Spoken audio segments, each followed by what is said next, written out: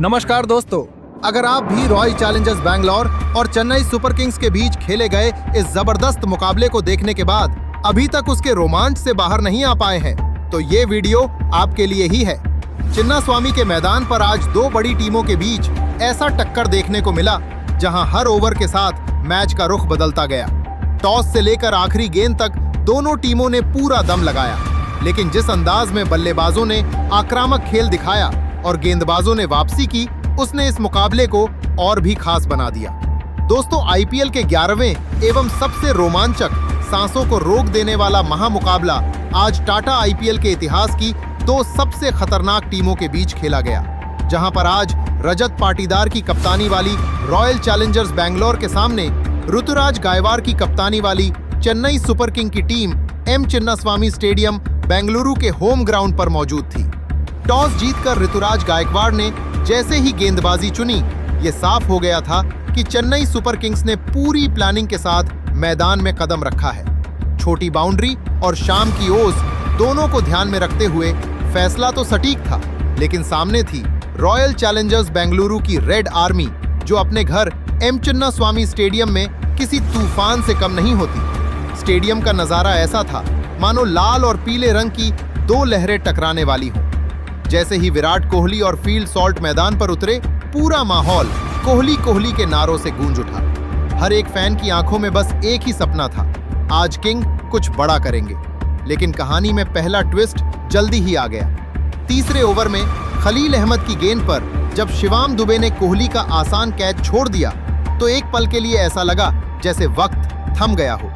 कोहली उस समय सिर्फ 2 रन पर थे और चेन्नई ने अनजाने में एक तूफान को खुला छोड़ दिया था, और फिर वही हुआ जिसका डर था।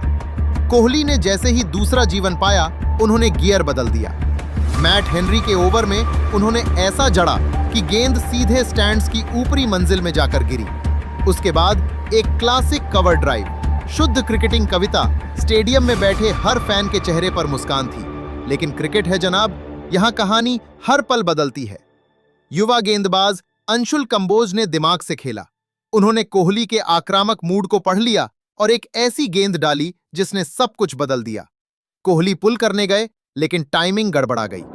गेंद हवा में गई और इस बार शिवम दुबे ने कोई गलती नहीं की। 28 रन पर कोहली आउट और पूरा स्टेडियम एकदम शांत। अब बारी थी फिल सॉल्ट की और उन्होंने इस मौके को पूरी तरह भुनाया।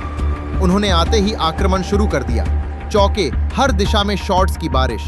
चेन्नई के गेंदबाजों की लाइन लेंथ पूरी तरह बिगड़ गई।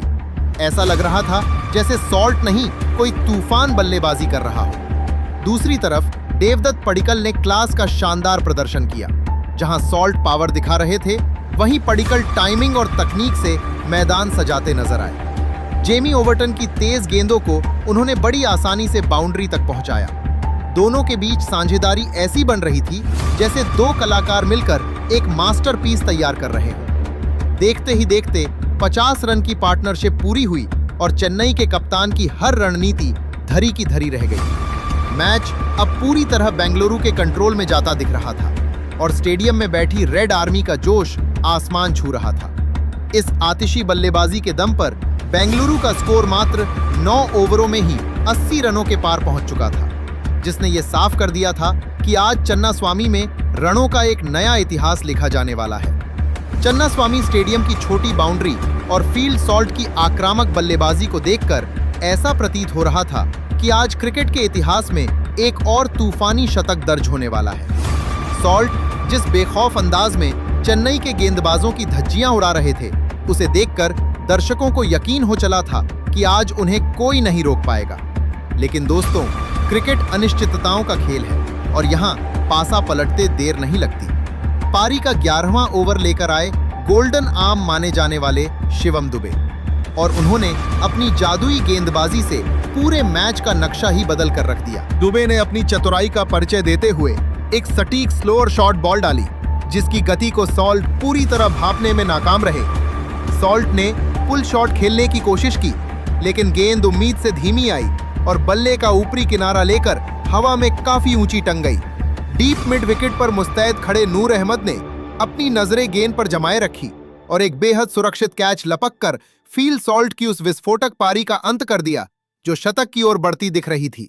सॉल्ट के आउट होते ही पूरे चिन्नास्वामी स्टेडियम में मानो मातम सा छा गया और आरसीबी की उस प्रचंड रणगति पर अचानक एक बहुत बड़ा ब्रेक लग गया। चेन्नई के खेमे में जश्न का माहौल था क्योंकि उन्होंने मैच का सबसे बड़ा कांटा निकाल दिया था। लेकिन दोस्तों, आरसीबी के प्रशंसकों के लिए रोमांच अभी खत्म नहीं हुआ था, बल्कि एक नए अध्याय की शुरुआत होने वाली थी। मैदान पर कदम रखा आरसीबी के कप्तान और घरेलू क्रिकेट के दिग्गज रजत पाटीदार ने।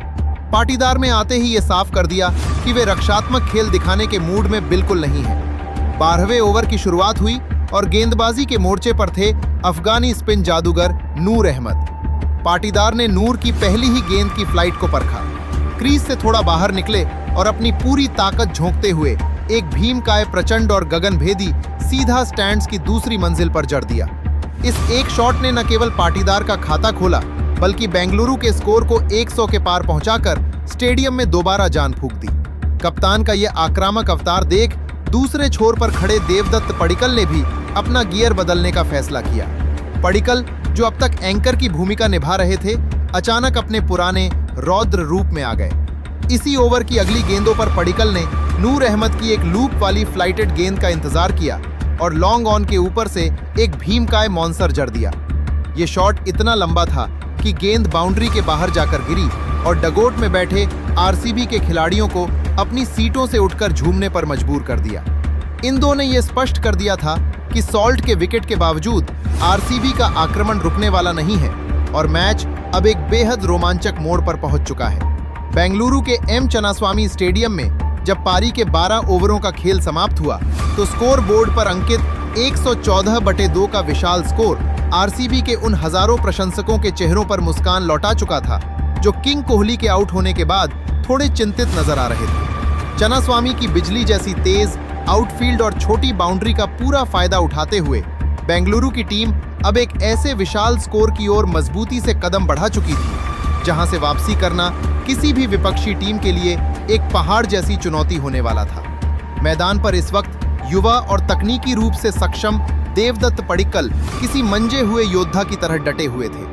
पडिक्कल ने मात्र 28 गेंदों का सामना करते हुए 40 रनों की एक ऐसी पारी खेल ली थी जिसमें संतुलन और आक्रामकता का अद्भुत संगम देखने को मिल रहा था। उनके बल्ले से निकले वो नए नाभीराम शॉट्स और स्पिनरों के खिलाफ कदमों का बेहतरीन इस्तेमाल ये साफ बता रहा था कि वे आज एक बड़ी और यादगार पारी खेलने के इरादे से क्रीज पर जमे हुए हैं। दूसरे छोर पर आरसीबी के नवनियुक्त कप्तान रजत पाटीदार ने आते ही अपनी मौजूदगी का एहसास करा दिया था।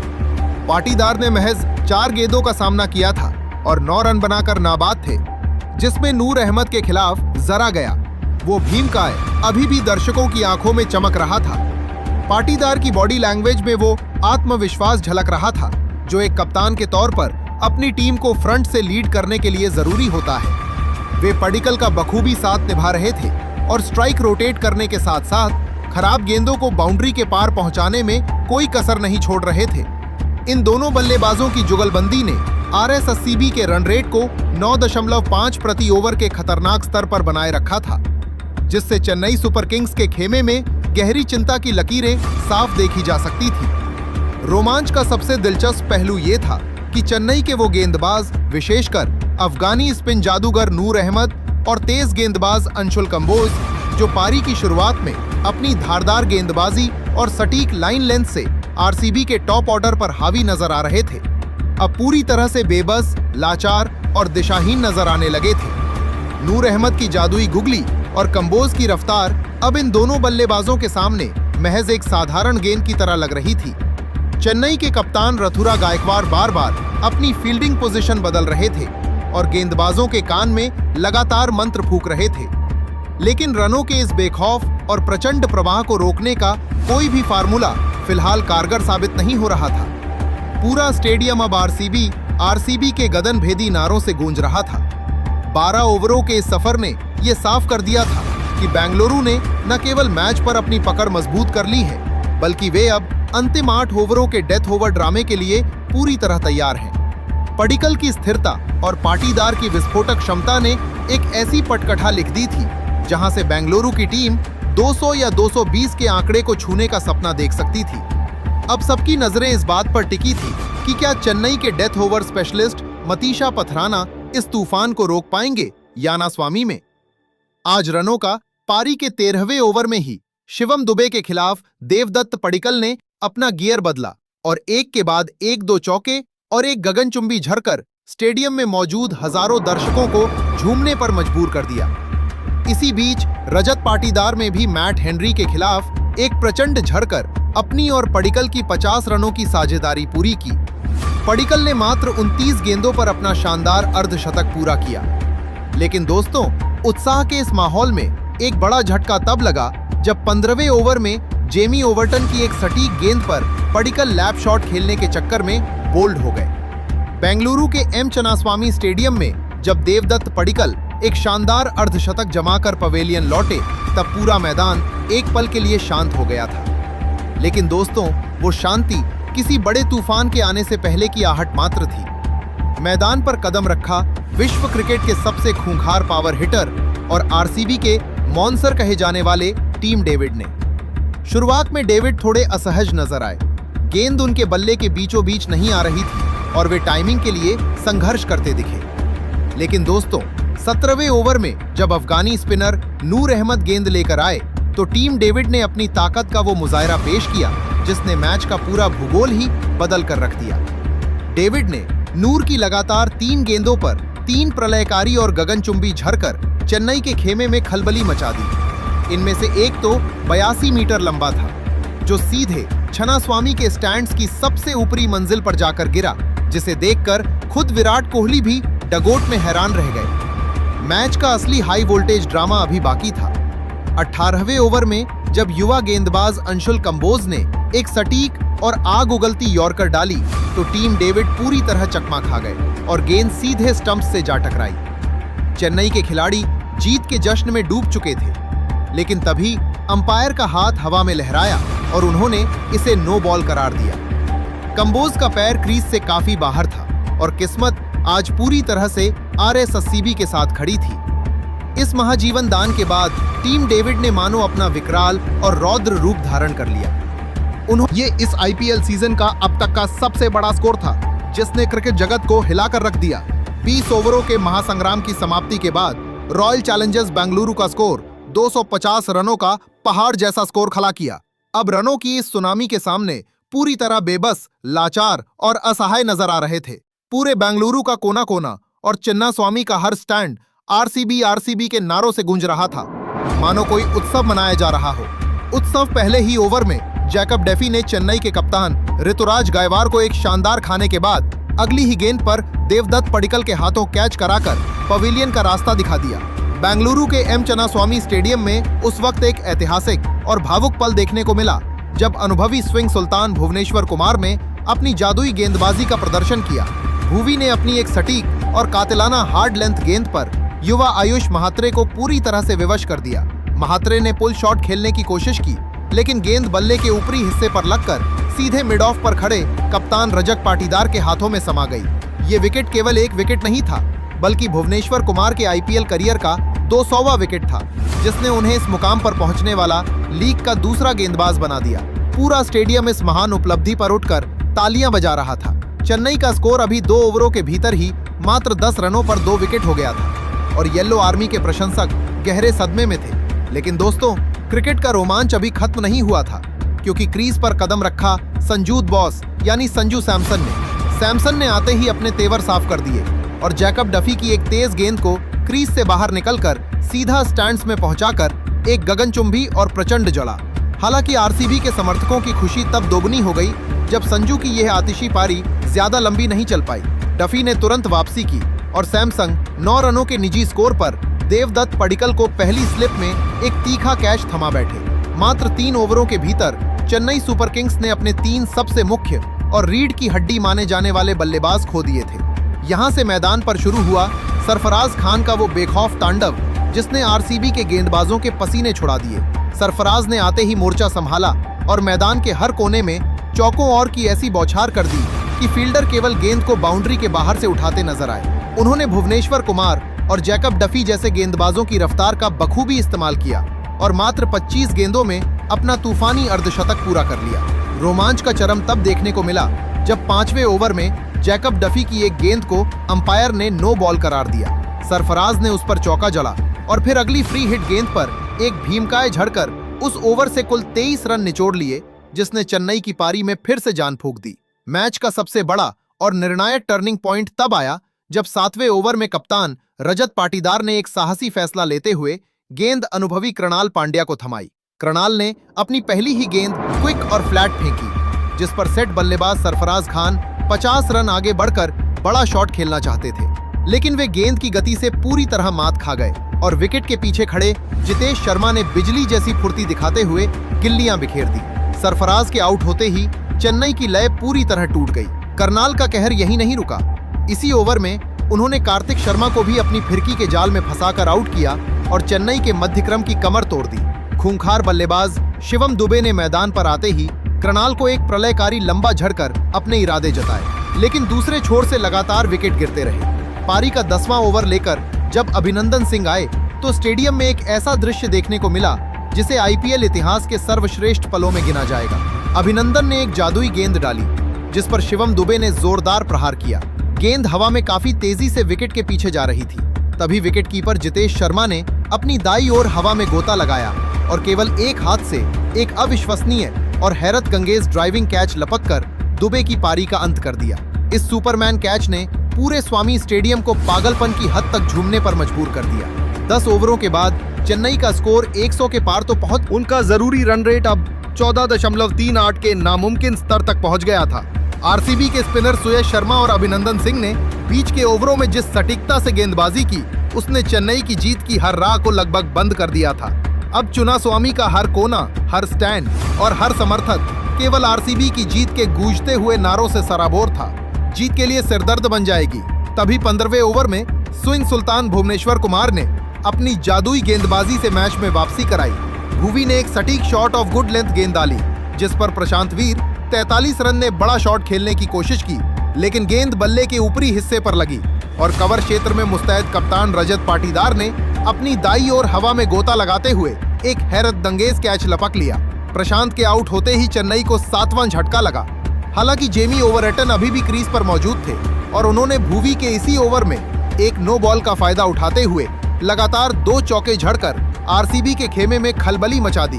बेंगलुरु के एम चन्नास्वामी स्टेडियम में जैसे जैसे रात गहरा रही थी, मैच का रोमांच अपने उस चरम शिखर पर पहुंच चुका था जहां हर गेंद एक नई कहानी लिख रही थी।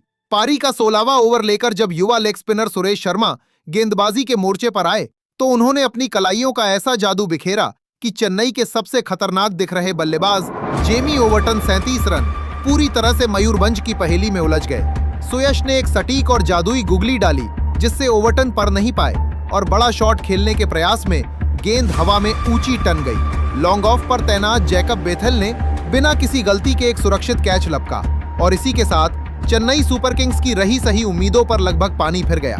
हालांकि क्रिकेट के इस महासंग्राम में ड्रामे की कोई कमी नहीं थी। इसके तुरंत बाद अभिनंदन सिंह ने एक ऐसा शानदार जीवन दान गंवा दिया जिसकी किसी ने कल्पना नहीं की थी।